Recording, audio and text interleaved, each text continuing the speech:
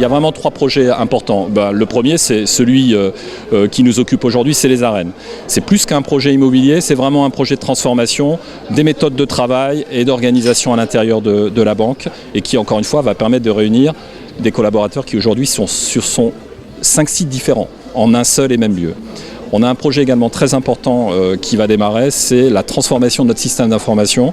Nous avons besoin de changer notre informatique, ce qui pour une banque est évidemment toujours un moment important, avec des budgets non négligeables, je vous en parlerai juste après. Et troisièmement, on a besoin également de rénover nos agences, mais là encore, pas que sur le plan de l'immobilier, même s'il faudra le faire sur le plan de l'immobilier, il faudra les moderniser, il faudra, je dirais, les rendre également plus digitales pour nos clients qui le demandent, mais également réfléchir à l'intérieur de l'agence, comment on travaille et comment on doit travailler différemment. Et tout ça, c'est quand même un budget de 1 milliard de dirhams sur les 3 prochaines années. Ce qui permet de dire que Crédit du Maroc est au Maroc, est bien implanté au Maroc et a prévu de se développer parce que quand on investit 1 milliard de dirhams, c'est qu'on y croit et c'est qu'on a envie, je dirais, d'aller de l'avant. On n'a pas encore décidé du devenir des bâtiments qu'on occupe. Alors il y a évidemment, vous pourriez m'interroger sur le lieu emblématique boulevard Mohamed V. Tous les choix sont possibles. Mais en l'état actuel des choses, sachant qu'on n'est pas propriétaire de tous les bâtiments, mais pour ceux pour lesquels on est propriétaire, effectivement la question se posera. Qu'en fait-on? Mais le sujet, je vous reviendrai probablement une autre fois, mais on n'a pas encore décidé. D'ores et déjà, vous voyez qu'il est moderne, il est transparent, donc on est très sensible au bien-être des collaborateurs. Et ce n'est pas que des mots qu'on affiche dans un projet d'entreprise que l'on s'apprête d'ailleurs à lancer. Non, c'est une réalité, et ça c'est vrai au sein du Crédit Agricole en France d'une manière générale. Le bien-être de nos collaborateurs est important.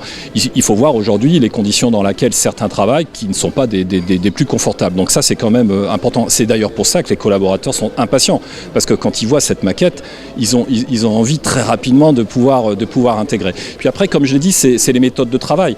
On aura toutes les personnes en un même lieu, ce qui fait qu'elles sont plus facilement mobilisables pour travailler en réunion, pour travailler, je dirais, de manière concertée, collective. On aura également des moyens de visioconférence, parce qu'il ne faut pas oublier les 1800 collaborateurs qui sont dans le réseau, parce que là, on parle évidemment des équipes du siège, mais ce bâtiment n'appartient pas qu'aux équipes du siège. Ce bâtiment, il appartient à tous les collaborateurs et accessoirement à nos partenaires, à nos clients. Donc de la même manière, on a tendance à penser que ça permettra d'associer un peu plus de partenaires qui viendront, de faire ce qu'on appelle de l'open innovation également, c'est-à-dire qu'on aura un digital lab qui fera on fera appel à des startups, on fera appel à des partenaires qui viendront à l'intérieur du bâtiment et on leur demandera de réfléchir avec nous sur la création d'une nouvelle application ou sur des innovations pour le bénéfice de nos clients. Voilà.